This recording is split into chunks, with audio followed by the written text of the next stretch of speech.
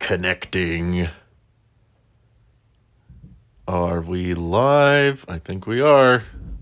Make sure the chat is connected. And, excuse me, I think we're live. Welcome back to Tailosive Tech live on YouTube, ladies and gentlemen. Today we have a bit of a hot subject to discuss. This is something that has been developing for a while, but now the bill is starting to get some momentum, so I figured today would be a good time to talk about it. For those who aren't aware, there's someone, hello's asking in the chat, essentially, what is sideloading? There's probably a more technical definition, but it's essentially allowing Apple to... It's not allowing Apple to do anything. It's preventing Apple from reviewing and analyzing what software gets put on the iPhone. So if this bill gets passed, essentially, it means people will be able to develop apps and make app stores that go on the iPhone or go on the iPad without Apple's permission, without Apple analyzing them, without Apple taking a cut, without Apple taking a fee. So there's benefits to that, of course. So I'm going to be somewhat fair about this because I do have an opinion on it that we'll get to eventually, of course, but I want to just introduce the idea to you guys first and foremost so you understand how it works. It would essentially mean there could be more than one app store on iOS. In fact, there could essentially be an infinite number of app stores, no matter how many different brands or developers wanted to make one. My opinion that we'll get to later is basically that I think that there are some pros and cons to allowing sideloading, but more cons than pros. But just to be fair and to play devil's advocate, I will bring up that if we did allow sideloading, something that probably tons of children out there would love is technically Epic would have a very easy time bringing Fortnite back to the iPhone because they wouldn't have to go through Apple's App Store, right? So if that's all you really care about and that's all you're really prioritizing is yourself and how you use your device and what you want to put on it and you want to have control over what software your phone is running, this could be looked at absolutely as a benefit. This would help to be able to get games or get apps straight through the developer instead of having to go through Apple. That would mean whether it's a small or big developer that they take a larger portion of the revenue, whether it's from ads, whether it's from in-app purchases.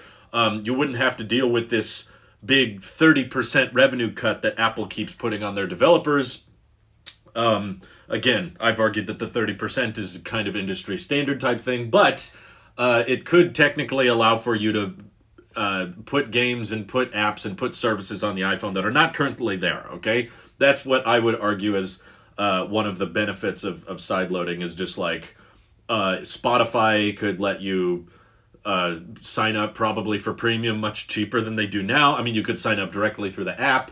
Same with Netflix, same with Amazon Prime Video. All these things you have to like sign up for through the web and then come back to the app and sign in on because of how Apple lays out their app store policies and that type of thing. All kinds of games. Another one that a lot of people have wanted is like xCloud, Microsoft's like streaming service through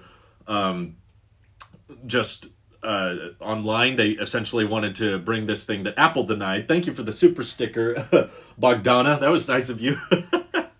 I didn't even say anything yet, but thank you for the super sticker. Appreciate that. Anyway, point being, like, if you wanted to launch a new app store on iOS that would allow for you to stream any Microsoft game that's available on Xbox or whatever, you could stream that directly to the phone and you wouldn't have to do it through some quirky roundabout way through Safari. It could just be a dedicated app.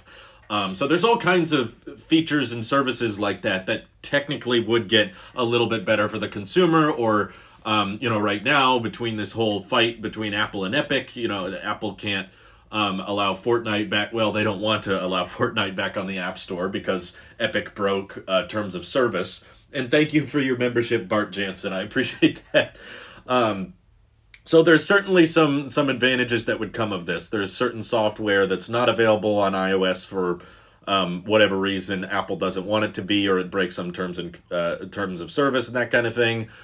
So what are the downsides? It sounds like, if you've never heard of it before and you're just hearing me now, it allows for us to do far more than we could before. We could access more streaming sites, and we could access more games, and we can access more software and apps that we never could have before. What are the downsides? Well, Essentially, it means that all of the strict terms and conditions that the App Store has, that some would argue is unfair. Some would say, no, it's not right that Apple doesn't let you do game streaming on the phone, or it's not right that they don't let you have your own separate payment systems. Okay, we can have debates about that, but where there's less of a debate is malware.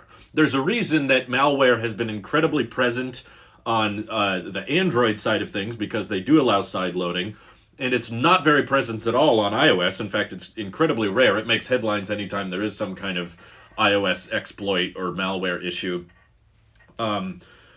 If suddenly you could start developing apps and games that are available on iOS that are doing things in the background without the user knowing, or collecting data on people without telling them about it. That's another big thing that Apple's cracked down on with the latest App Store requirements, is like third-party applications having to disclose what data they're profiling you with and what data they're collecting from you. This is one of the reasons Facebook has lost a ton of market cap and they've lost a ton of revenue recently, is literally just because of the iOS App Store requiring users to know whether or not they're being tracked, and you get to opt out of tracking if you so desire. And if Facebook doesn't abide by those terms, Facebook doesn't honor those, then Apple gets to kick them off the App Store. So, Lord Hawkins says there are no downsides.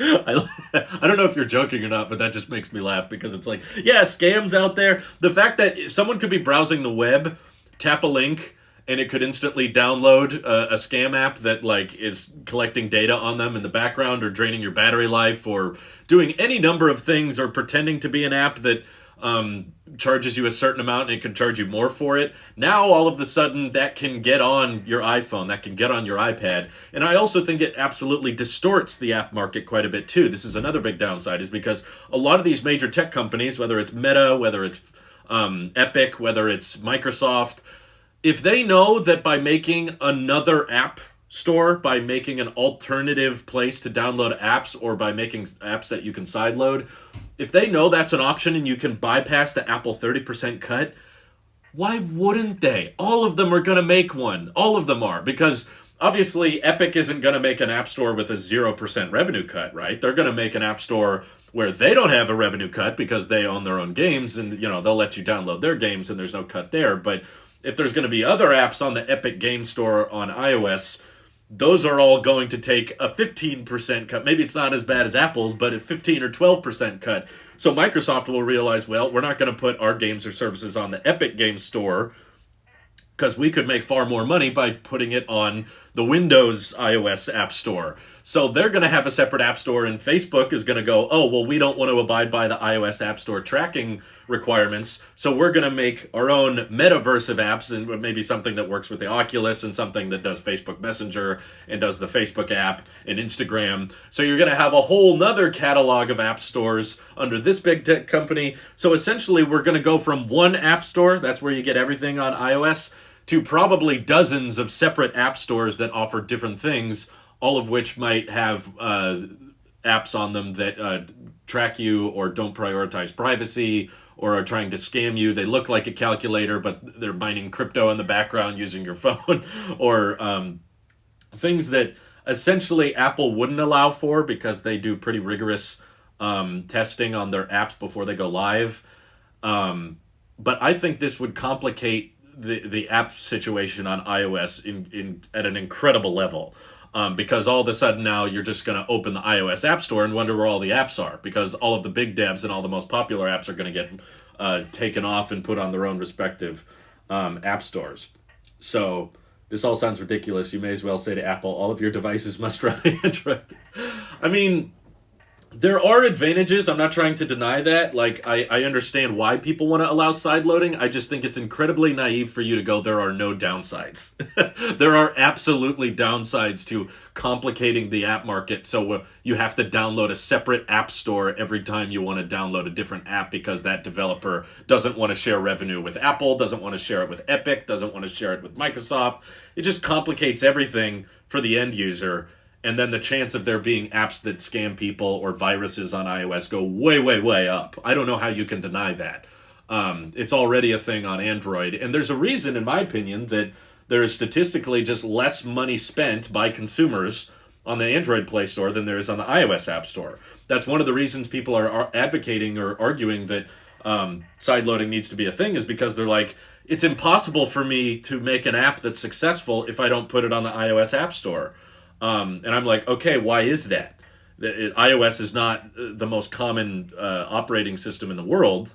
Android still outnumbers it pretty substantially even. It depends on the country you're looking at, but globally, there's still far more Android phones. Why do you feel the need that your app has to be on the iOS App Store? Well, it's because the majority of mobile app store revenue is generated through iOS App Store. It doesn't matter about the world mostly being on Android. It matters that most of the revenue spent is all through Apple's App Store. I personally believe that's because Apple has created such a simple, easy to understand, secure, reliable app store that's not confusing, that's very simple, and that it's transparent with you about what these apps do, how much space they're going to take up, what they do in the background. And it's not a place of malware. It's not a place with scam apps.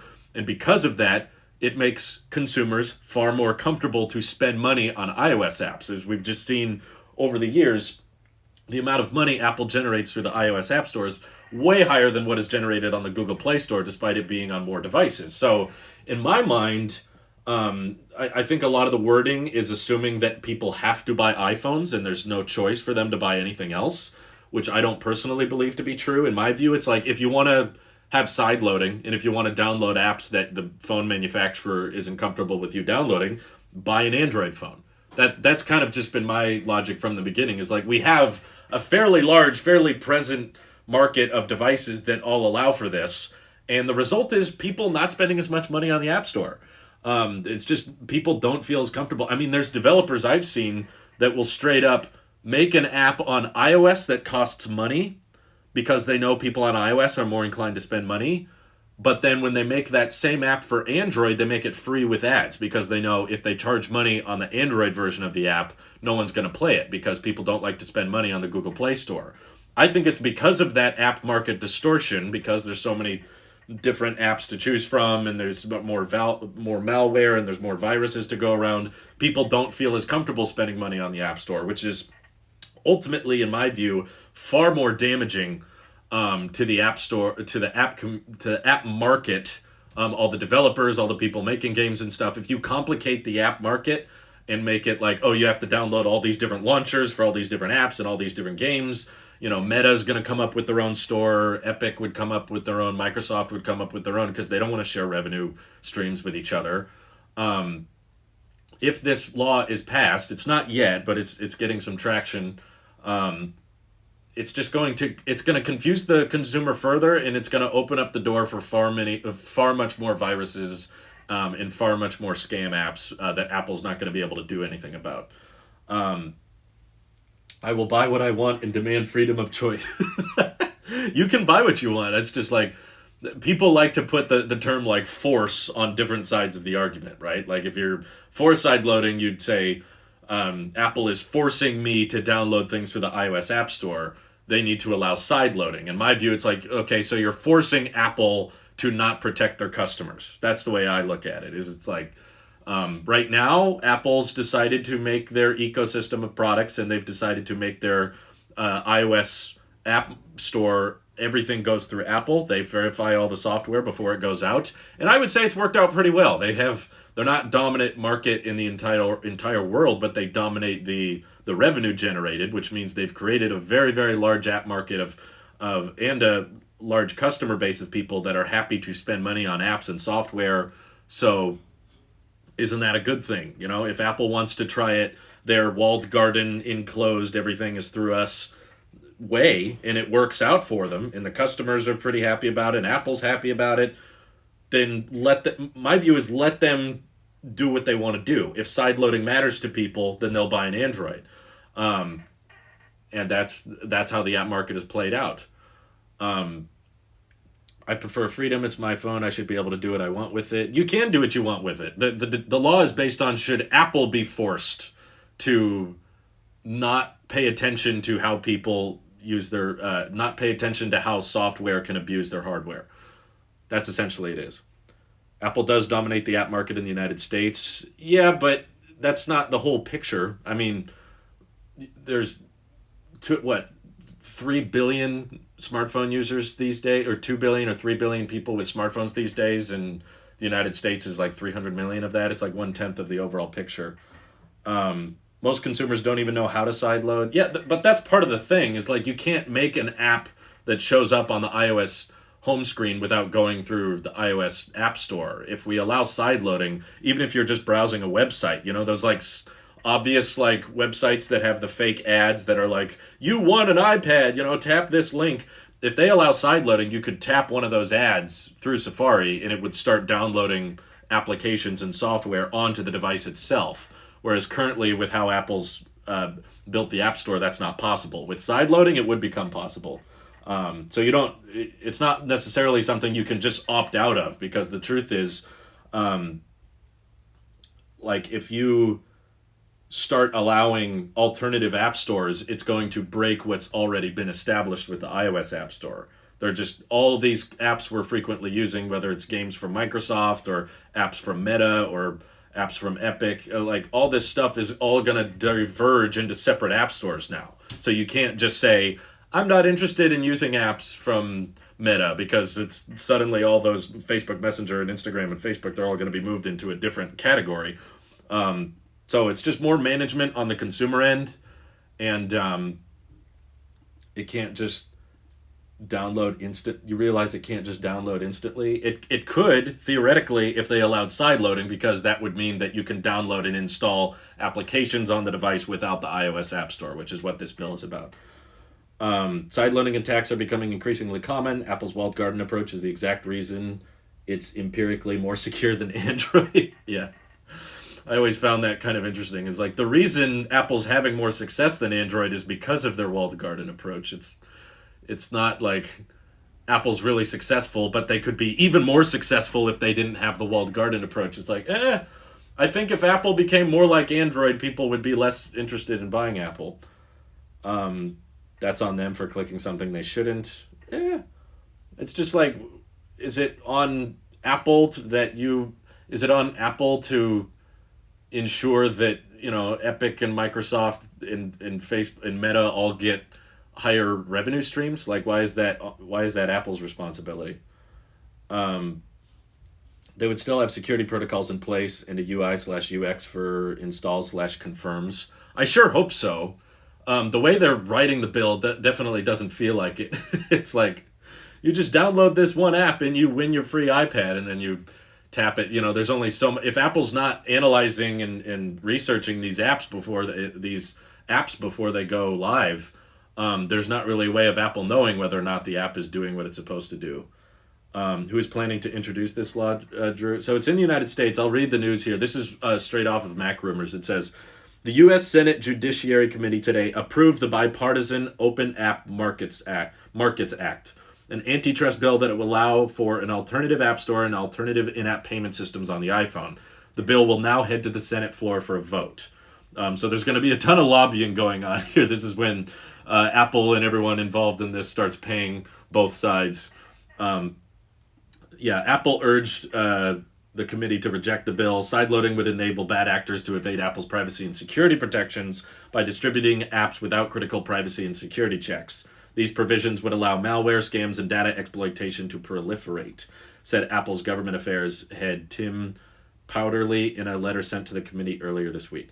There's multiple Tims at Apple, but it's like the reason Apple analyzes these apps, I don't think people quite realize like the privacy aspect. The reason Apple analyzes these apps is because when you download software onto a phone, it technically can take advantage of the camera, the microphone, the camera roll, the browser history. It can access all of that information, and Apple just ensures that all the apps that are on the App Store don't do those things without telling you. It will bring up like access to these. Do you want to access these photos? Yes. Do you want to access these data files? Yes. And if there's software that Apple's not able to analyze and make sure that it's being honest and transparent, then it can technically access all of those background things without other people knowing about it. So Apple definitely cares about privacy in that regard, of just like wanting to be really open and honest about not like creating a digital profile on you and targeted advertising and that type of thing. Um, yeah, like Sharon said, a study found Android had up to 47 times more malware than iOS. That's quite a bit. Um, Apple could create an antivirus system in iOS to protect people. They have. It's called the App Store. I'm sorry. It's true, though. Let's see. The functionality is not going to be different to using a laptop. It's not that big a deal.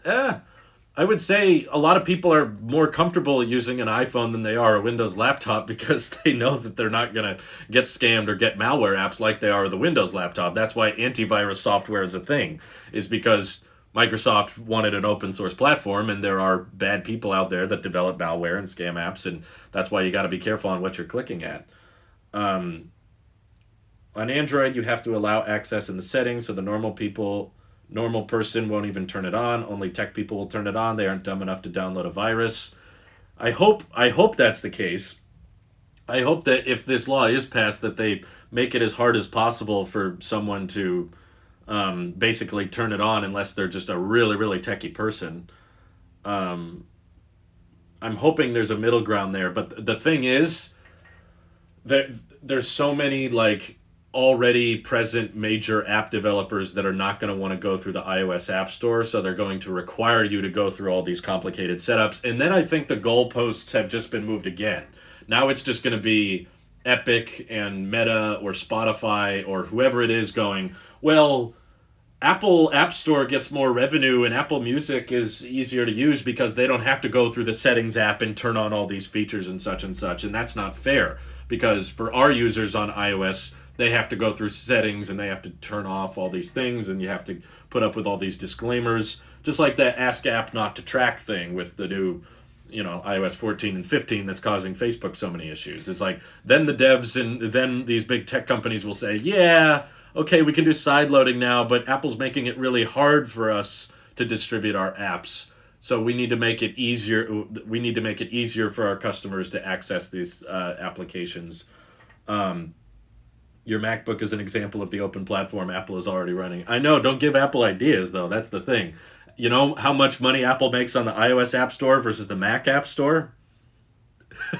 If you want to use that argument, it's advocating for because there is a higher likelihood of you running into malware or scam applications on a Mac than there is on an iPhone. So if anything, you're advocating for Apple to wall up the garden on the Mac side of things too, because iOS has clearly been far more successful than the Mac. So statistically speaking, like just looking at market share, like how iOS has become dominant in the United States where the Mac hasn't versus the PC world, like that's fairly clear evidence in my view that having a locked walled garden where you don't have side loading or alternative app stores performs a lot better than an open platform that does allow for those things.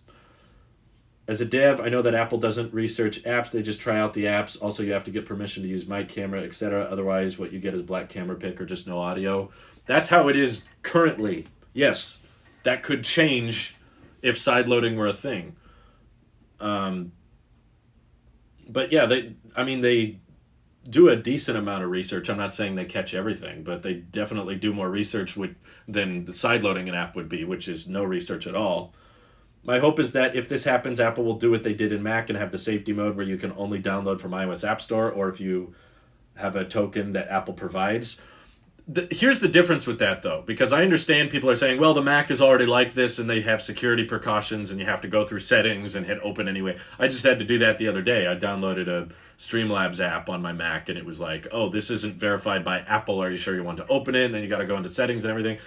There is so much more we do with the web on our laptops versus our phones, which are very much more app-based than they are web-based. And because of that, there will be tons of apps that go away on the iOS App Store, and the solution will just be you got to download these through our third-party app store. So it's not something that I think most people could just opt out of, and just easily be like, oh, well, I don't feel like having the side loading or the third-party apps. I see like all of the big tech companies that have apps on iOS moving on to their own app markets and taking them off the iOS App Store because they can increase their revenue. They'll, in their mind, I don't think it'll work, but in their mind they'll be like, well, we can still put our app and we can still put our games on iOS, but we'll bypass the App Store fees and we won't have to pay 30%, so we could technically make more money. So all of these really, really popular apps that everyone's using now will suddenly be removed from the iOS App Store, and long term, you're going to have to go through all these third-party loops in third-party app stores to get through to all the apps you're currently comfortable with. But yeah, that's my logic is still just like Apple wants to run their software their way. Oftentimes, they do a lot of things I don't agree with. Absolutely, iPad OS being a great example. If you guys watch my videos, you know how much I kick on the iPad because the software is so limited and I wish the software could do far more. But I'm not advocating that Apple should be legally required to put Final Cut on the iPad, or Apple should be, you know, forced to change the way they want to run their software. I do tend to side a bit on the let the company do what the company wants to do, and if what the company does is bad for consumers and the consumer doesn't like what the company is doing, then the consumer will stop buying the product and the company will experience less revenue, less profit, and it'll hurt them. There's a certain amount of free market that I'm in favor of. Obviously, there's certain times where companies go too far. Some people think that by Apple requiring the iOS App Store to be the go-to way to access all apps on iOS, some people would say that's going too far. I tend to fall on the, no, I don't think that's going too far. I just think that's a decision that a lot of consumers have benefited from, and I think that overall the iOS community would be fairly frustrated. Everyday consumers most likely would be very frustrated if all of a sudden their apps had to be re-downloaded from different alternative app stores, and you got to have a different app for updating these apps and a different app for updating these apps, and it would just complicate things. Malware does exist on iOS. I'm not saying it's never happened. I'm just saying there's 40 times more of it on Android. Really hope Apple does this. They really need to catch up to the rest of the competition. They're ahead of the rest of the competition. So I don't know what catching up. What do you mean catching up in the malware division? These companies know that most consumers are not tech savvy. Doing so would stop their bag. If this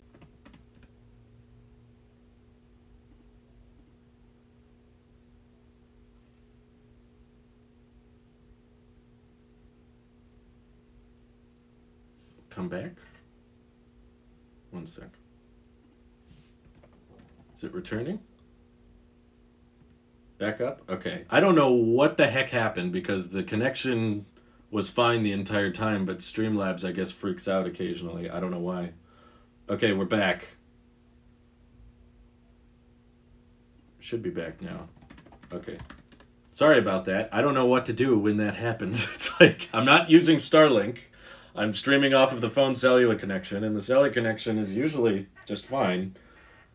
Let's see. Malware, virus, and hacker attack are very, very different things. There's no malware for iOS for the current version. CarStream 2.0. Okay, people are saying refreshed.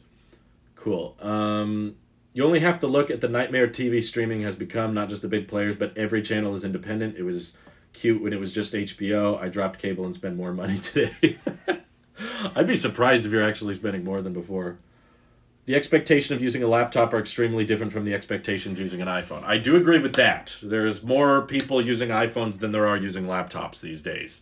And I think that the expectation of what you get from apps and the fact that smartphones are definitely more app-based than they are web-based makes a big difference because there's less overall apps that you need to download for a Mac because you can do so much through the web.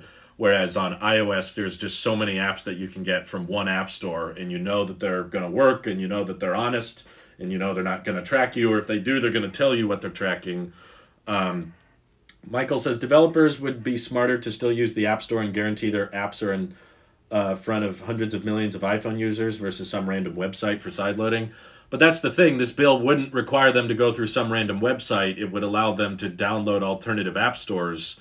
And there's enough power, I think there's enough pull power from these big tech companies that they could get you to download the Meta Store. And if you're on the Meta Store, that's how you get Facebook, Facebook Messenger, and Instagram. And WhatsApp could be behind all that. And I think because they know how many iOS users there are and how much money is spent on the iOS app market, there would be more incentives. I know previously, what was Marngel saying earlier? Most of the major Android app developers still keep their apps on the Play Store, even though sideloading is allowed, so doesn't that defeat your argument that developers still leave the App Store? I think the difference is that the App Store is far more profitable. I think the difference is there's far more money spent by iOS users than there are Android users, so they know trying to do everything through the Google Play Store is probably the best way to go about it because um, there's not that much money to be generated through. Uh, there's not much money to be generated through the Play Store anyway. Um, Definitely not Meta Store. I'm not downloading from external sites. It's just I know there's a lot of people that wouldn't. I would try my best not to because I don't want to go through the third parties and honestly, I don't really like Meta's business model, so I just don't want to support them if using their app through sideloading would result in 30% higher revenue for them, then I'm not for it. I would love to sideload on my iPad because it's my secondary computer. I just think there are absolutely pros. Don't get me wrong. Like there's absolutely software that would be nice if we could bring to iPhones and iPads without having to go through Apple and being able to support the developers at a higher cut with a smaller cut of the revenue, and they get 100% of whatever you donate. Think of Google. They could separate YouTube and take it off of the iOS App Store and then let people I could collect a higher percentage of the super chats you guys send during these live streams.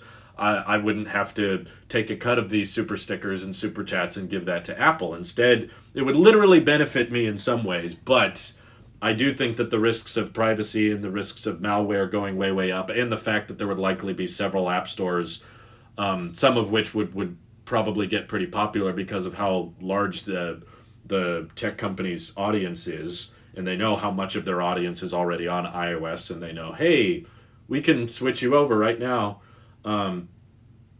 I think that's the main difference. Probably because the Google Play Store doesn't enforce data tracking, I feel like, as harshly. I feel like Android doesn't require that data to be presented to the user as much. So essentially, just because of some terms and conditions on the iOS App Store, Facebook has experienced tremendous loss in revenue directly, and Snapchat has as well, I think.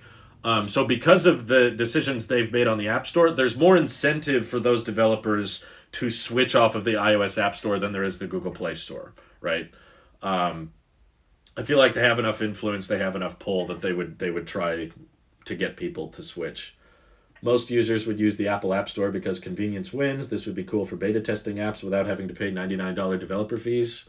Again, there's an advantage here and there, but most users, I think, would want to use the Apple App Store, obviously, because that's the only App Store that's going to come pre-installed. Apple's not going to pre-install the Meta Store or the Google Store or the Epic Games Store or anything like that. But as more and more games and stuff get pulled from the iOS App Store, it's going to become harder and harder for average consumers to just say, I just want to use the iOS App Store, because now you're going to open it and tons of devs are going to start leaving it. A pretty big factor in iOS versus Android App Store profitability is that iOS is exclusively catering towards the premium market segment and thus tapping into more affluent customers. But I think part of the it's kind of like a chicken and egg situation. I think part of the reason iOS has catered more towards the premium market segment, even though there are more expensive Androids than there are iPhones. Think Oppo Find X or the what was that thing called?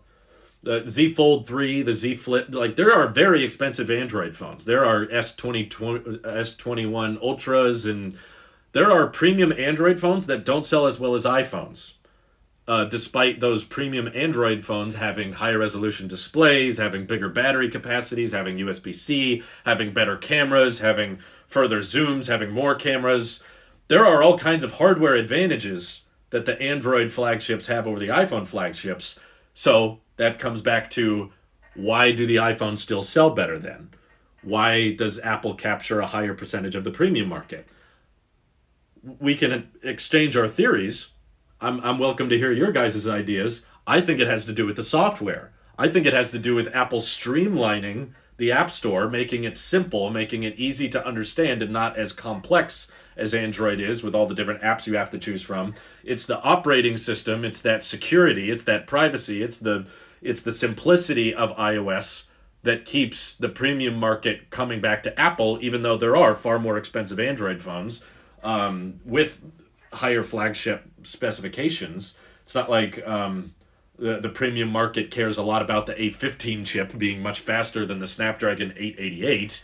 I don't think that the premium market is like, oh, I don't care if the phone folds in half, or I don't care if the phone pixel density isn't as high. It's like, no, they want the software that works well for them. Apple did lower their App Store fee for small developers. Yeah, I'm all in favor of Apple doing what they think is best. You know, if Apple, I'm not trying to advocate that Apple should be forced to not allow side loading. I'm just saying if Apple doesn't want to do it, then I think they should have the right to say no, especially if it's proven more successful for the consumer and for Apple, which is their top priority. How Apple affects their competitors doesn't really matter much in my opinion. It's like, yeah, it's a competing company. I don't think it's Apple's responsibility to ensure Meta stays in business or Epic stays in business. That's on them. If they want to follow App Store terms and conditions and they want to secure privacy and let people know what data they're taking, and they're willing to compromise with the 30% revenue cut, then they can have it. That's all fine and dandy. And if they don't want to have that and they're willing to take their game off the entire store because they don't want to tolerate the 30% cut, then that's their decision. If the companies leave the App Store, Meta will put an app in the App Store that directs them to the instructions on how to sideload Meta. Yeah, I agree. I think that the fact that you're right, iOS does capture a more premium market segment. Like the app, I think the average price of an iPhone sold in the world is like $800, whereas the average selling price of all Androids is something like $400 or less. It's pretty low. Um, it might not even go through. This is a worst case scenario. Yeah, well, it's been talked about before. This is not the first day the concept of side loading has been requested, but just the fact that the Judiciary Committee has passed it and now it's going to the Senate to vote on makes me want to talk more about it, because the likelihood of it actually happening has increased. It's not guaranteed to happen, but the chances of it happening have now gone out. Um, Lillian says, I agree on the chicken and egg thing, but I'm pretty sure that App Store spending on premium Androids and iPhones should be pretty similar, but since the Android market is also cheaper, revenue average lower. I feel like it's not. I mean, I don't have the data right in front of me, but from what I can recall, there's still the majority of how Android devs put games on the Play Store is built around knowing that even on premium Android phones, people do not spend much money on apps. Um, Even Z Fold owners and that kind of thing. Whereas it makes sense that the vast majority of iOS users feel more comfortable to spend money on the App Store. A middle ground would be to allow sideloading in countries where Apple have market dominance, because their argument during the Epic trial was globally we are not dominant. That's a hard line to draw. I mean, it's not a bad idea, Josh. It's fair to assume, okay, if Apple has market dominance, then allow sideloading, and if they don't have market dominance, does that count as 51%? If you have 51% of the market, does that mean you are dominating it, even though it's neck and neck and it goes back and forth year after year? So should it be dictated on like, okay, Apple's had more than 50% in this market for 5 years? If it's been 5 years, whereas if it's 51 versus 49, which by the way it is in a lot of countries, it goes back and forth. There's a lot of countries where, okay, here they can do 51%, and then the following year they become 46, and then the following year they become 52, and they kind of jump back and forth. I am the Senate.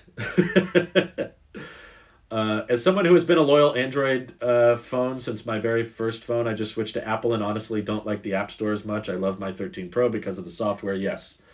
Yeah, I understand there are people who want it. I don't doubt that. And I do think that because you guys are watching me right now, it means you're in the tech community. And because you're in the tech community, you're probably more inclined to know how to avoid malware and scams and viruses. But I also think it should be worth mentioning that there are a lot of people using iPhones that are not tech enthusiasts, that are not techie people. iPhones have become so common and they've taken over the world, and not just iPhone, but smartphones have taken over the world in regards to it's becoming more and more impossible to even just live a daily life now if you don't have a phone, between like the different government programs you got to sign up through, and how cheap they are relative to laptops, and how you can take them with you, and QR codes, and how those are becoming so commonplace in our everyday lives. Like, there are grandmothers, there are children, there are different people all using smartphones now that are not super tech oriented.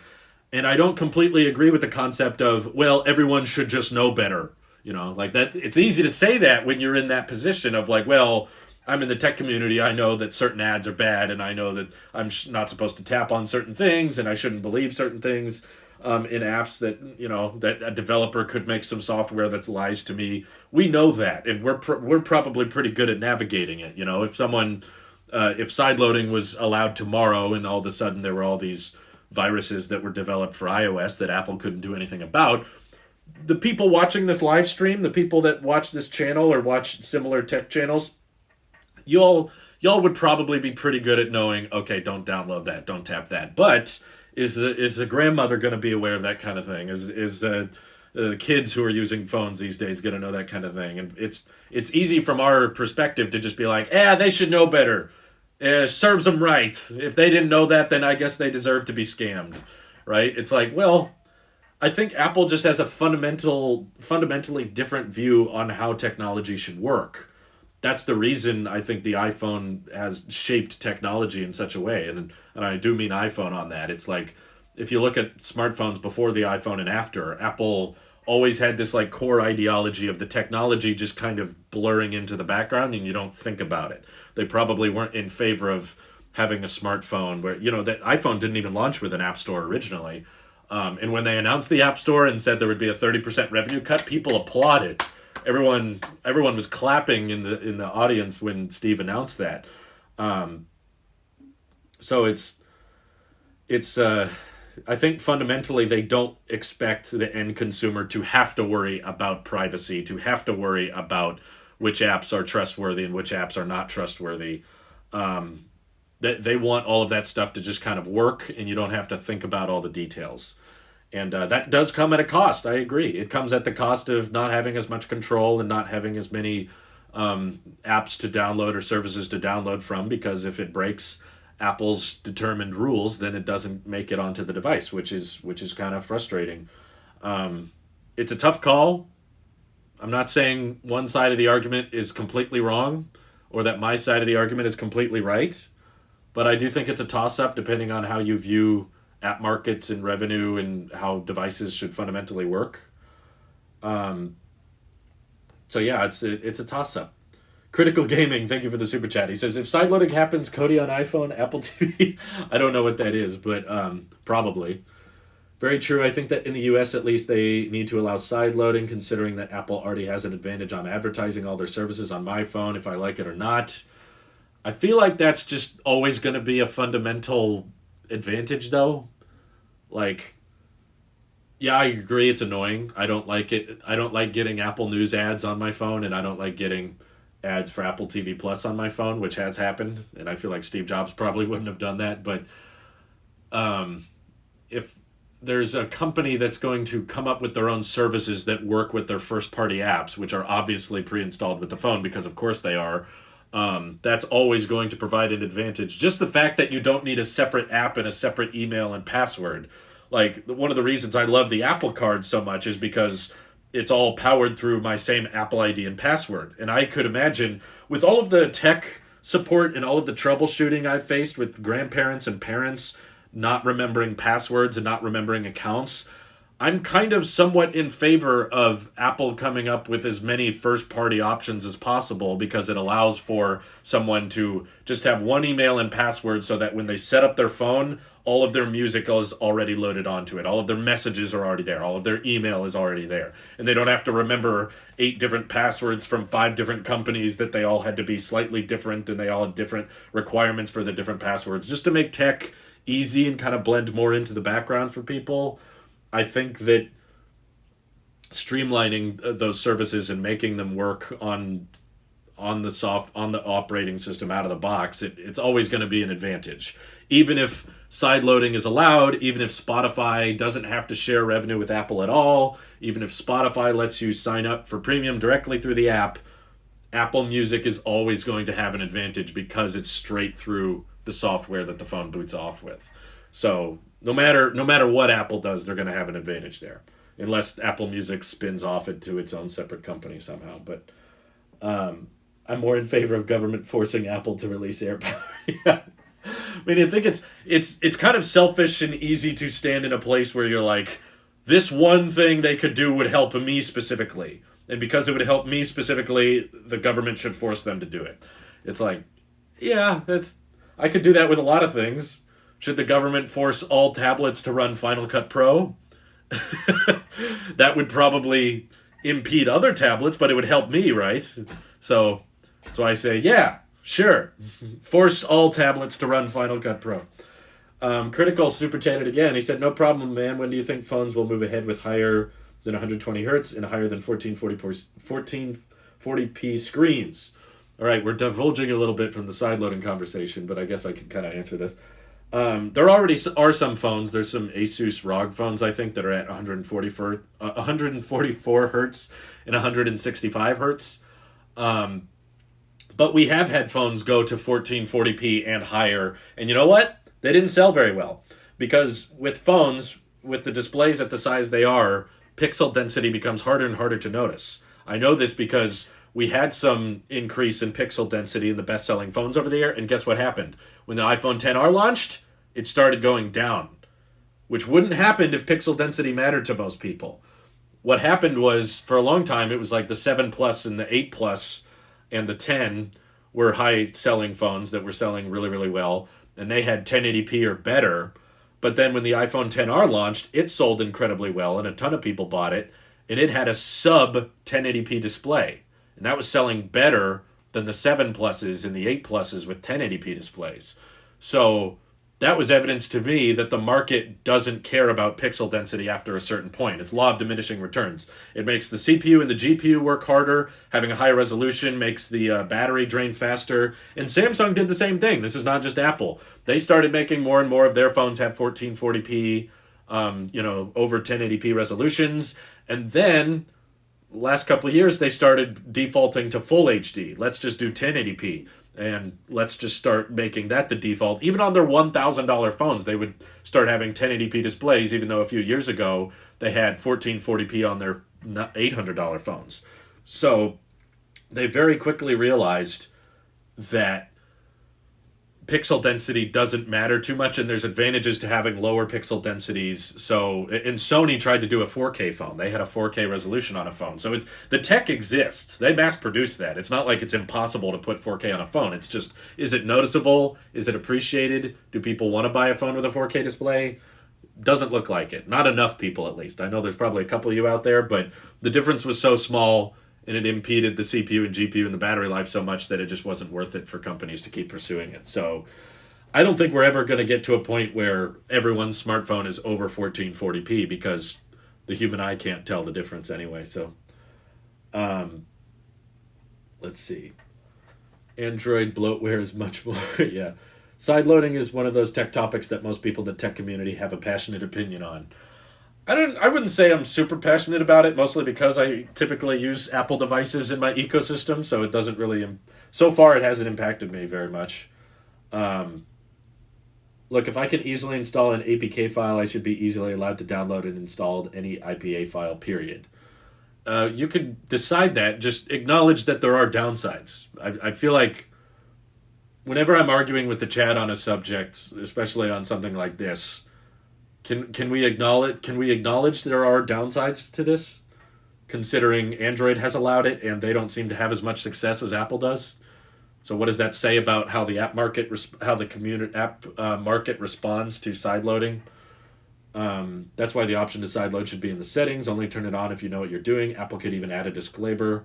My point is, the devs will force you to do that because they're going to advertise on different websites or through even the iOS App Store. They'll probably advertise, you can download this game, but not here. You got to go through this website. You got to do it this way. And there's people that are probably not very techie that don't know what they're doing that are going to have to sideload or download alternative app stores if they realize they can get certain software services, or easily Meta or Google can start moving apps that are really popular now off of the iOS App Store because they know that the revenue would be much higher. Not really comfortable with allowing sideloading due to its consequences, but I don't like Apple and Google having duopolies on the smartphone app market, hence why I don't have a clear position. It's a fair opinion. I understand that duopolies are kind of frustrating because you pretty much only have two options, but I also think that the alternative isn't much better either. if the alternative is having 12 different major smartphone carriers and they all have 12 different operating systems, then trying to make apps and trying to optimize software for 12 different companies and having such a variety of different phones that everyone uses, it's going to make texting a lot harder. That makes you rely more on third-party software. It means that people aren't going to be as comfortable communicating as they are. So there's disadvantages to duopolies, of course, but I think that there are also plenty of advantages to only having two major app markets to choose from, because you know that a certain number of software and services are going to be available on either, and that they'll be somewhat similar. The downside to sideloading is people who don't know what they're doing. For people who know how to change the browser, there are no downsides. Right, but keep in mind, there's probably a lot more of them than there are of us, right? Like the number of people that are not tech enthusiasts that use smartphones versus the number of people that know the difference. Fun fact, Drew, did you know that Xbox and the Meta Quest 2 allow sideloading? Both seem to be doing just fine. Are you sure the Xbox does? Because I'm pretty sure the Xbox doesn't quite allow... I don't know much about the Meta Quest, but all I'm saying is, if your argument is we should go off of who's doing okay, the iOS App Store is unmatched. There's no other app store in the world that generates more revenue than that one does. So it probably generates more than the Xbox does, but I'm fairly certain that they have certain requirements before you say something can be downloaded on the Xbox. Most people wouldn't sideload if the app devs didn't start taking their stuff off the App Store, but I think that's pretty popular. Oh, it's called Dev Mode. Got it. Does Nintendo allow sideloading? That's my next question. It seems quite hypocritical for companies like Epic to get mad at Apple for not allowing sideloading on iOS, but not at Microsoft or Sony for doing the exact same thing on their consoles. Well, I'm pretty sure they've made it a bit more difficult, at least on the console. There might be some backwards way of doing it, but you can emulate. I thought that was bringing Nintendo software. Oh, Michael says Microsoft discontinued it more or less. Also, Meta and Xbox app stores are geared to different audiences, gamers versus general consumer. That's true. A lot of grandmas are using phones, not probably as many grandmas using consoles. It just broke that Meta apparently lost $10 billion from Apple's privacy policy, so developers would definitely abandon ship. That's my point, is like, I don't see how Meta would keep their apps on the iOS App Store when they are actively losing billions of dollars from keeping them on there. Of course they would take advantage of alt stores and sideloading. How would they not? Like, they're literally leaving so much money on the table, which is going to force everyday people to try to sideload because they're going to want to access Facebook Messenger and WhatsApp and Instagram. Those are everyday people apps. Those aren't like tech enthusiasts apps. People are saying, oh, they did not discontinue it. Nintendo allows you to buy the games through physical cartridges, so that's technically sideloading. Yeah, but in order to say that they work on the Switch, right, they need some kind of verification through Nintendo. I don't think you can just make any cartridge. Blue95 says, I'd rather have my phone be most secure possible. If you want sideloading, Android is right there. That's my stance. Well, I guess that's my question. Like, what if Apple was not dominant market share? Would this be the same in the United States? Would this be the same argument? Like, let's say if iOS was 40%, okay, they're not even the majority. If there's a tech company that has a startup and they decide that they want to support and endorse just having a walled garden where they review all of the, it's a garden, right? It's not like we're talking about a prison. Walled garden means it's really pretty, it's really nice on the inside. And there's a tech company that's like, we just want to have apps on our platform that work really well, that are honest and don't track you, don't build profiles against you, and abide by our rules. That way the consumer doesn't have to worry about who they're downloading from, and they don't have to worry about malware and scam apps. If a tech company wants to build a device and that's how the software works, is that inherently wrong? Should the government always step in no matter how big the company is and say, no, you need to support sideloading? Or is this only a thing because of how popular Apple is? In which case I would argue the reason they're popular is probably because of how they've managed their app store. Thank you for the super chat, Critical Gaming. He says, thanks for the response. Do you think Apple or Samsung will move away from yearly phone releases due to people upgrading their phone less often? I don't think so, because while people upgrade their phone less often, it's important that when they do upgrade their phone, that the technology is somewhat recent generation. So if they switch to upgrading phones every 2 years, that would mean there's a greater chance of you buying a phone that's 18 or 20 months old and then gets upgraded in a couple months, even though you paid full price for it. So they make too much money by doing annual smartphone releases. Samsung actually does more than that. They do like 20 phones a year or something. Apple, out of all smartphone companies, releases the least amount of smartphones. And when you do upgrade, they want to make sure that you have technology that's at least from the last year or so. Abdullah, thank you for the super chat, says, I'm totally against sideloading. Interesting. I'd like to hear why. Thank you for the super chat. I think you should make choices an option, but your privacy and security should be the default. Yeah, I would side more if there was a way to ensure that none of these big tech companies wouldn't start pulling all of their apps and games off the iOS App Store, but I don't think there is. We know that. We know this. They are objectively reporting on their earnings calls that Apple's App Store is costing them billions, and it dropped their market cap by like 200 billion or something. Like, some insane amount of money has been lost because of the iOS App Store. Right now, that's the only way they can keep their devices on their software on iOS. If suddenly there was a way to bypass the App Store, do we honestly think they wouldn't take advantage of that? Of course they would, which is going to complicate it for everyday people. I get this mindset of people saying, well, if you don't want to sideload, just don't sideload, and then nothing will change, right? It's like, well, I do think things will change, even if you're not interested in sideloading at all. Yeah, like Haken said, even cars have yearly releases, even though there's very little changes every year. Yeah, Marquez brought that up in one of his videos. I can't remember each one, but it's a good point. Like, there's a new Toyota Camry every year. Are there that many differences between the 2021 and 2022 Camry? No. But when you are ready to buy a car, Toyota wants to probably ensure that you have the latest generation version. It's not the App Store, it's iOS directly that limits tracking. I'm not sure if that's exactly the case. I feel like I could be wrong, Ben, but I'm actually pretty sure that it is directly about the Ask App Not to Track feature and displaying on the iOS App Store. This is the data you're tracking.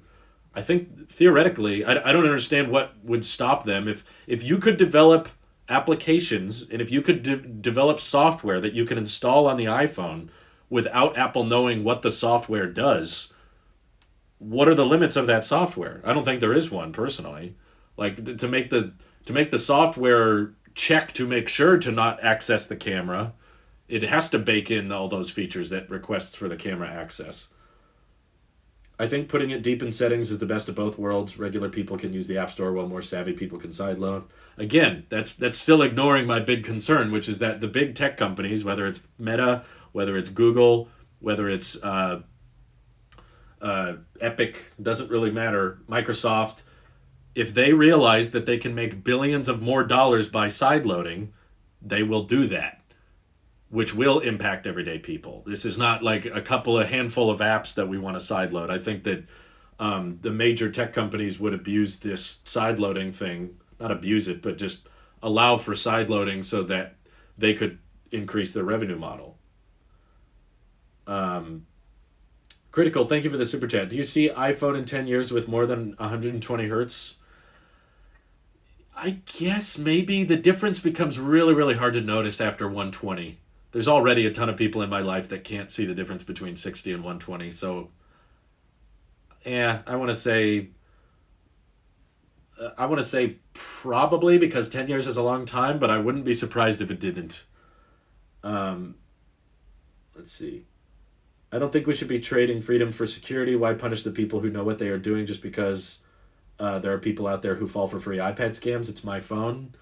I would say it's like, how many people are using their devices? How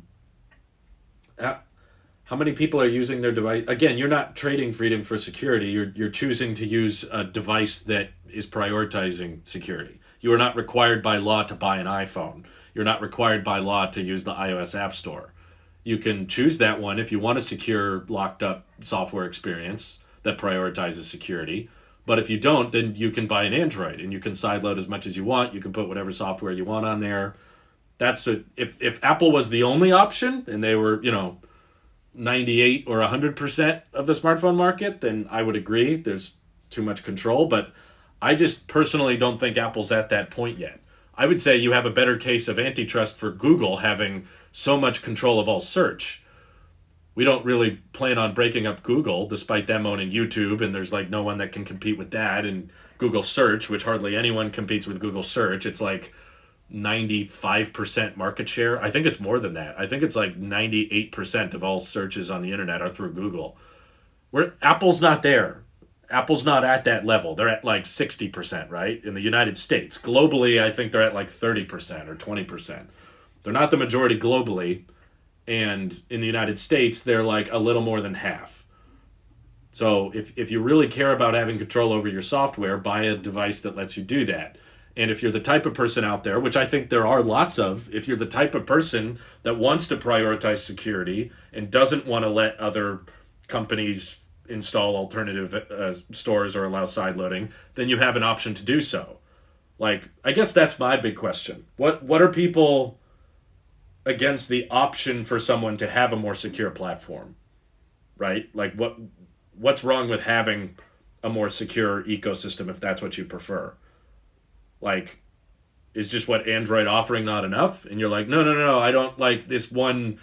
And this Android phone doesn't do it for me because I want to be able to use the A15 chip. And because I want to use the A15 chip but also install any software I want, the government should step in. I find that more of a weaker argument. People can actually only visually perceive a certain amount of refreshes per second. I'm pretty sure 120 is above that. No, it's not, because there's a lot of professional gamers that do take advantage of 240 hertz or more. I do think that it's on the upper end of the spectrum of noticeable difference, but there are certain people that can tell the difference after 200 hertz, and I think 300 or 500 might be the total limit. Margel says, to answer your main concern, I think the sheer amount of consumers who have no interest in sideloading alone would prevent companies from leaving the App Store, hence why the Play Store is successful. But the Play Store is definitely not as successful as the iOS App Store, though, despite being on far more devices. There is a trade-off. Attack surface is a well-understood concept in cybersecurity. When you make it bigger, you're more at risk. Sideloading naturally expands it. Okay, I agree with that. In my opinion, Apple has every right to disable sideloading. Nobody is forcing you to buy an iPhone. Biggest reason I love iPhone and own one is because of the security and privacy aspect. So that's what I want to acknowledge, is that there's people that are actively buying Apple because of how they run their app store and how they run their software. And are we in favor of eliminating that option for them? What I'm having a harder time wrapping my brain around is that someone doesn't have a choice with what phone they buy. I think you absolutely do have a choice. There are so many great Androids out there. I'm saying this as an Apple sheep. As a guy who loves the Apple ecosystem, there are tons of incredibly affordable, with really good camera Androids that you can choose from, and you can do whatever you want on that software as if you choose. You have a giant OLED display on $300 Pixel phones, and the algorithm of that camera is fantastic. And they have USB-C, which I'm still jealous of. They have much bigger displays. They have foldable displays. They have 120 hertz and curved displays, and they have like periscope lenses. There's so many options out there. The concept that you have to buy an iPhone, and because that iPhone doesn't allow a certain software feature, the government needs to step in, and we need to get rid of the security and privacy that so many people buy Apple for. That's why I side with Apple on this. I understand there are advantages, though. Let me be clear on that. Do you think macOS isn't secure because it allows third-party apps? I do think it is less secure than iOS. I think that Apple has done their best to make macOS secure and open platform, but macOS isn't as successful as the iPhone. They haven't had as much revenue generated through the Mac App Store as they have the iOS App Store, and it's definitely a larger piece of their market. The frameworks that access the tracking identifier can only be released if the user agrees to that prompt. The prompt that appears is more than just a warning. It releases the ID that allows tracking. Well, that's good to know.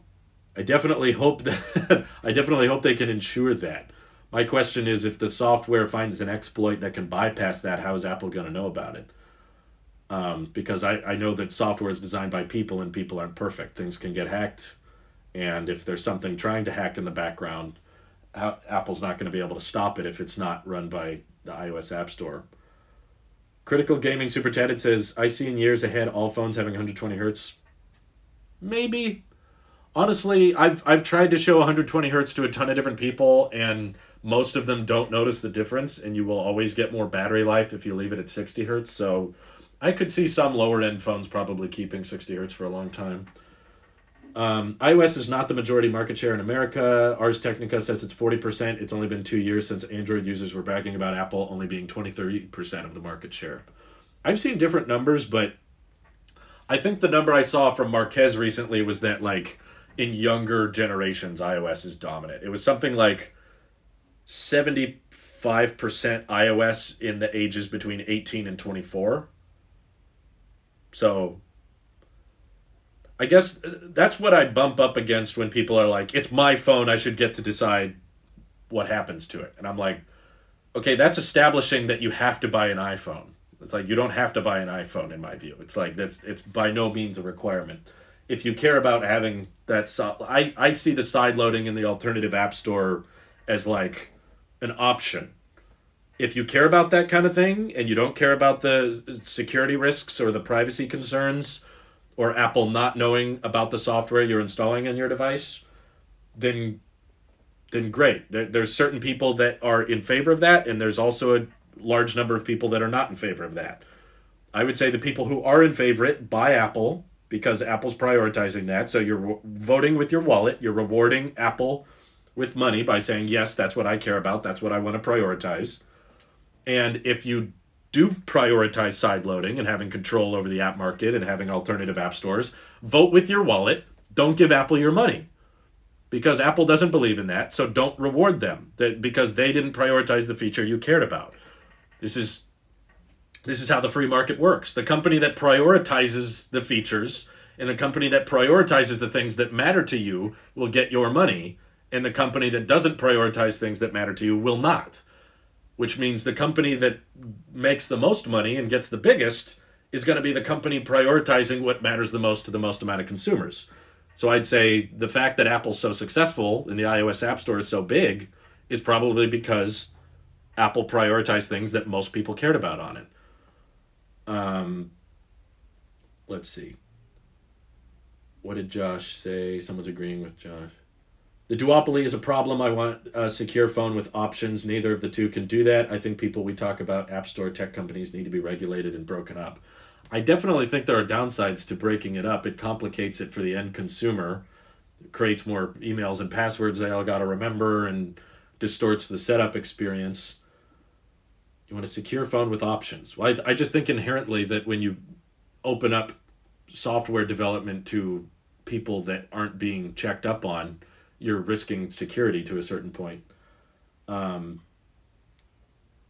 what is Blue agreeing with? I wish there were more push for maybe a Linux-like mobile OS that has an open source platform similar to Linux's apt-get.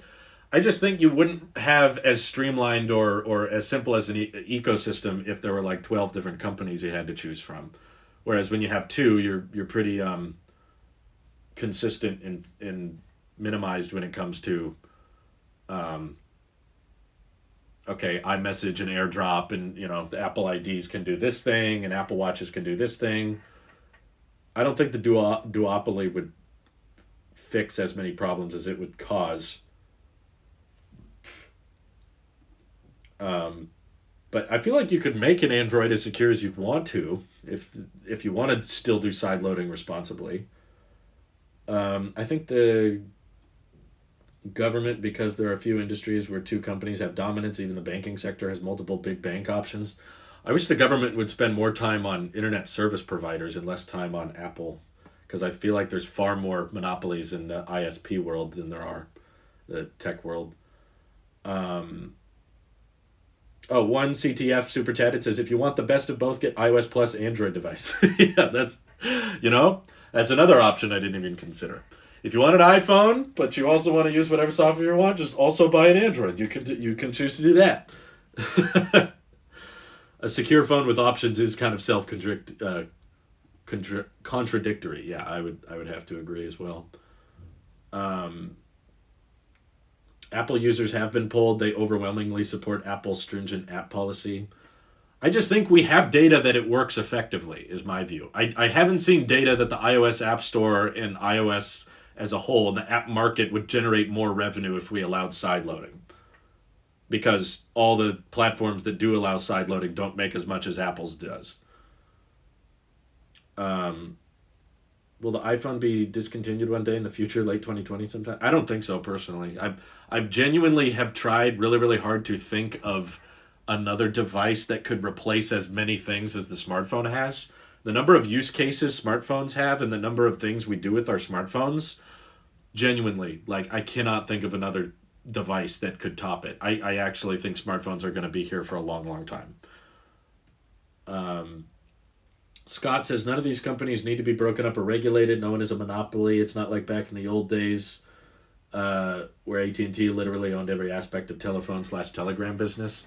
I definitely think the definition of monopoly has been stretched quite a bit. AT&T, yeah, they basically there was no way to make a phone call without them, so breaking them up makes a bit more sense. There are ways to buy phones and use smartphones that aren't through Apple. That's absolutely possible. Actually, I wish Apple enforced all their rules on all apps. Double standards are the issue here.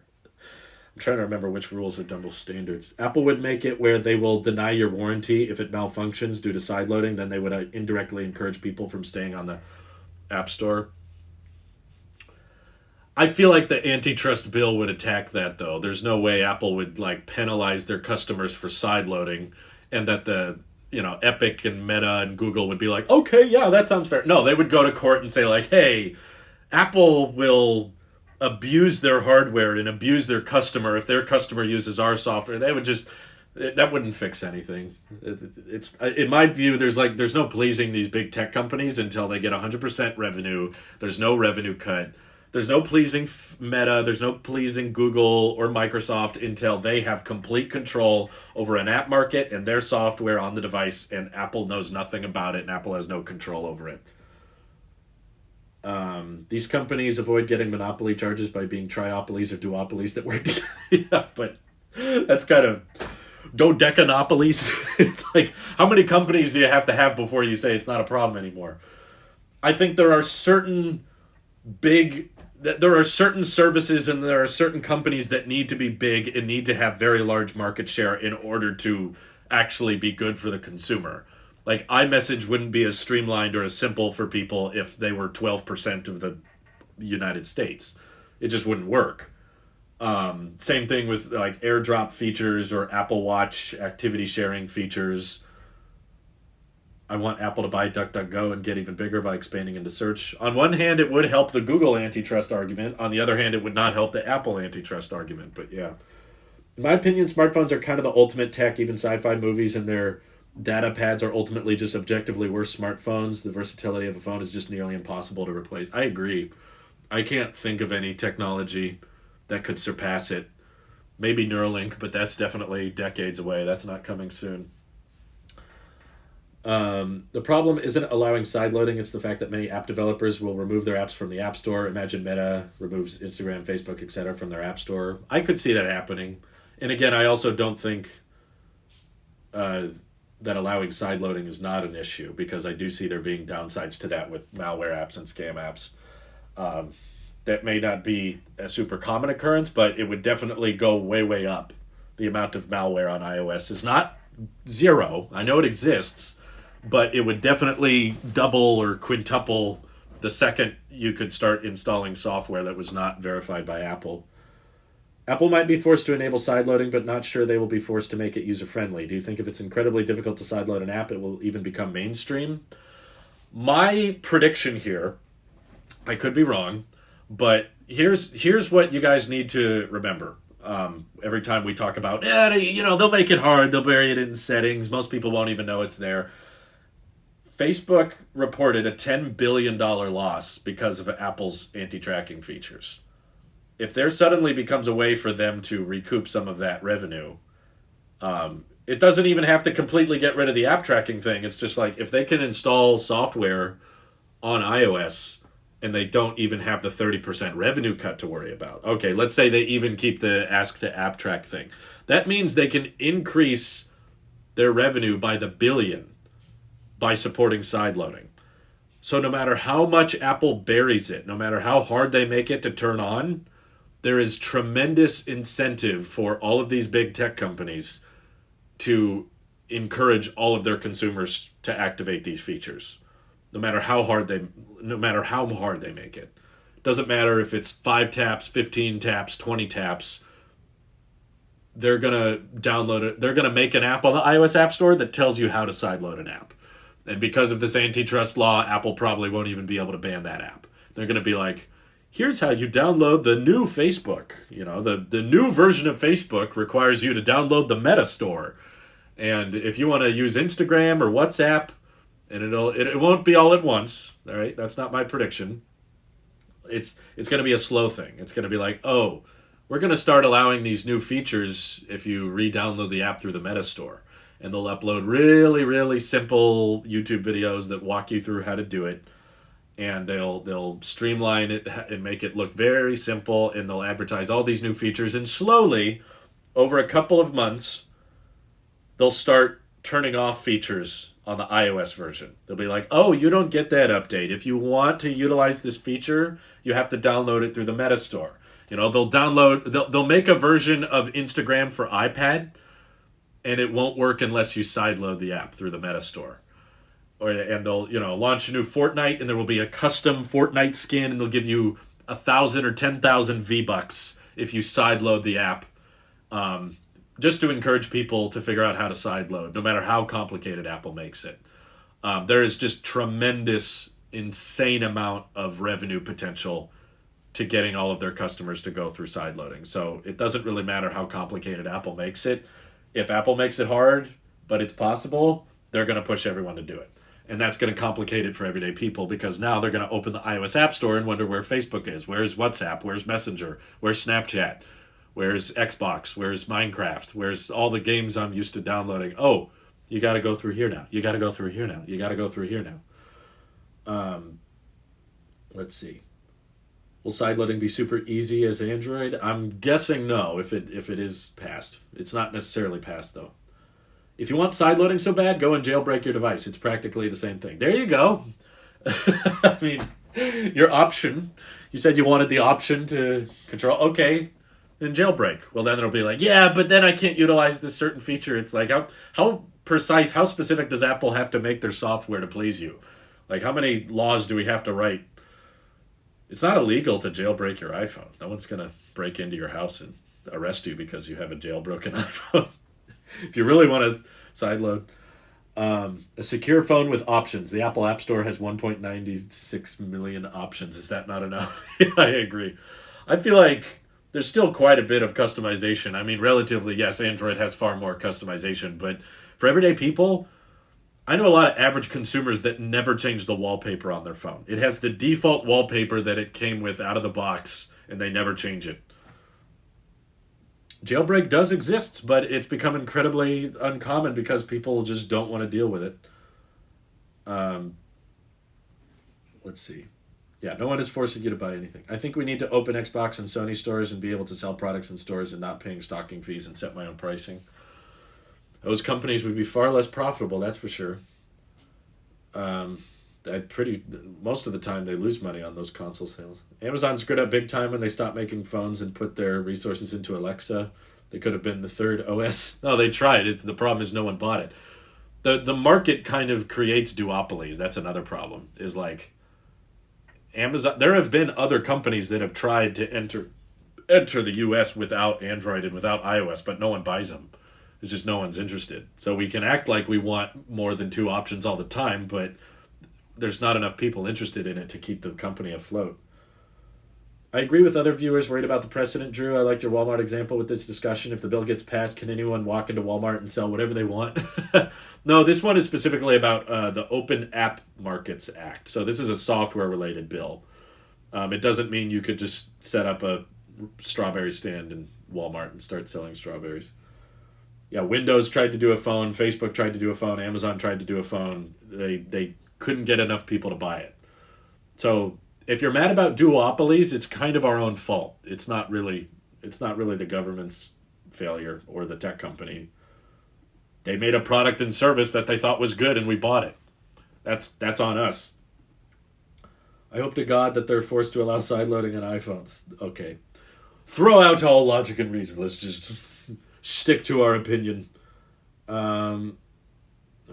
This would make things less beneficial for the consumer. Go make an indie game or emulator if you're that passionate about games and open software. That's true.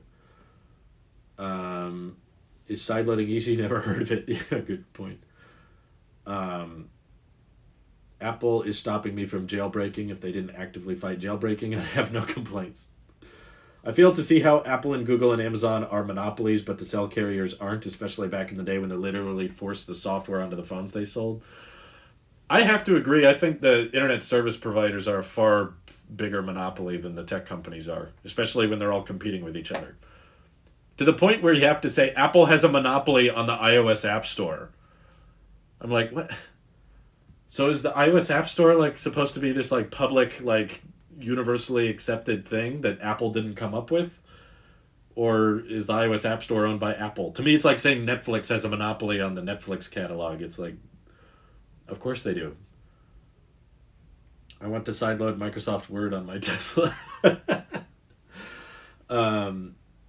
Let's see. I guess I'm fine with the iPhone only having App Store for downloading app if there's more than just Apple regulating what goes on it. I just don't want Apple having sole power over the app market. And they don't, in my view. They have sole power over the iOS app market because that's their app market that they made. Just the way Netflix has a monopoly on the Netflix content. And Disney, also Disney, oh my God, how have we not talked about, on the subject of monopolies, Disney's buying up everything. Say, how come Microsoft is not part of these antitrust cases? They're buying up all these game companies. Everything is a monopoly, which doesn't really make sense because the definition of a monopoly implies that there's one company in control of everything, and that's not the case. Apple has no control over Xbox. Apple has no control over PlayStation. Apple has no control over Android. Apple has no control over the Play Store. Apple has no control over YouTube. So the concept of them being a monopoly is harder for me to grasp. If they were at like 90% something, which isn't even what we've considered monopolies in the past, it's usually like 98 or 100%. If Apple was at 90% market share on something, I think you would have a better argument that they've just completely dominated, but nowhere do they have 90% market share. I worked for an ISP and they are such a scam, but having all these new networks launch apps is even worse. Does this then require that I should be able to install Android on iPhones and Apple needs to make iOS run on non-Apple hardware and macOS Hackintosh work with any hardware? Where does it stop? I do think that's actually an interesting question because if you're saying it's my device, I should be able to do what I want with it, what's to stop people arguing that they should be able to put Android on their iPhone if they want to? Correct me if I'm wrong. If there's people watching this stream that are like in favor of sideloading in alternative app stores, are you also advocating that yes, you should be able to put Android on an iPhone? In which case the law should also be changed so that you are able to put iOS on an Android phone. So does that mean Apple is going to be forced to make iOS and iPadOS go on the Galaxy Z Fold 3? It's my device, right? I should be able to do what I want with it. I don't know. There is no such thing as a monopoly in today's world because if any consumer can start a competition, we now have all tools and knowledge. Android and iOS run on completely different systems. Android relies on Java Virtual Machine. iOS doesn't, so they're not interoperable. I think you could make that same argument with sideloading. You could just be like, yeah, but you have to do it through the App Store. That's just how it works. You can put Android on an iPhone now. It just takes more work. I don't like sideloading on iPhones, but sideloading iOS app on Mac sounds great. The reason why no sideloading on iPhones is more due to security/system integrity. If people want to load Android on an iPhone, let them. Okay, I'm saying, but should Apple be forced to optimize the software? Because you can't, the software won't work that way. And we're actively expecting Apple with this sideloading case to change the way their app store and to change the way the operating system works so that third-party software can work on it. Accusing Microsoft of being a monopoly in the 90s made more sense since so many computers ran Windows and pretty much the only alternative was Mac, and at the time only made up a small percentage. I feel like it's still a small percentage, though. Microsoft invested in Apple in the early 2000s to specifically avoid antitrust lawsuits. That's interesting. If you own the device, you can do anything, whatever you want with it, but the company doesn't have to warranty or support it. Yeah, that's kind of how I see it. People are like, I should have the right to do this. It's like, you can. The legal debate is, should the company be forced to help you, right? That's kind of why I've always had an issue with the terminology right to repair. Yes, it's your device. You can take it apart and you can modify it as much as you want. The question is, should Apple be forced to help you modify or repair your device? That's why I think right to parts is probably a better description than right to repair. But yeah, Google takes a much bigger cut on YouTube revenue than Apple takes on App Store revenue. Especially, oh my God, imagine if they only took 15% if you made less than $1 million a year. Oh my God, we'd all your content creators that are smaller than 1 million subs would probably make so much more money. If you're not making $1 million a year through YouTube, if they only took 15% instead of 45%, no companies don't have to do anything. All they have to say is you can put any OS on your phone, but doesn't need to give you steps or support it. Well, yeah, if Apple didn't give you steps to support it, you couldn't do anything. I don't think it would work. If I buy a Ford truck and put a Tesla engine in it and it doesn't start, then the F party, not those two manufacturers. Yeah. Yeah, YouTube's another, I would say YouTube's a much bigger monopoly than iOS App Store. But we've been live for a while. This has been a really interesting debate. I love talking about this kind of stuff. It's very serious. I hope we don't get too heated about it. I'm going to have to sign off here a little bit just because I got other things to work on. But luckily, we do have a bit of a surprise for you. It's not a big surprise. Tech video is up. So the stream is ending, but there's a new video for y'all to watch. This one is a bit funny. It's a bit more comedy focused than it is news focused. So link is in the chat. Hope you guys enjoy. I appreciate you all for tuning in. Hope you have an excellent rest of your day. Take care. Bye-bye.